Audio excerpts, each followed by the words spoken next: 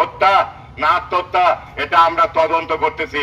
আজ কয়দিন হলে কোন আসামি ধরা নাই, কেন অন্যান্য আসামি গ্রেপ্তার হয় মার্ডারের, কিন্তু এই মার্ডারের কোন আসামি এখন পর্যন্ত গ্রেপ্তার হলো না। কেন? আমরা গরিব বলে আমাদের কোনো আইন কানুন নাই, আমাদের কোনো বিচার নাই। তাই আজকে প্রশাসনের কাছে আমার আকুল আবেদন, আমি আপনাদের কাছে আকুল আবেদন জানাচ্ছি, অনতিবিলম্বে যেন এই মামলার আসামিকে গ্রেপ্তার করা হয় এবং আইনের আওতায় নিয়ে আসা হয় এবং সুস্থ বিচার যেন হয়, এই মামলার প্রকৃত আসামির জন্য ফাঁসি হয়, এটাই আমার দাবি। এই বলে আমি আমার বক্তব্য শেষ করছি। খোদা হাফেজ। বাংলাদেশ জিন্দাবাদ।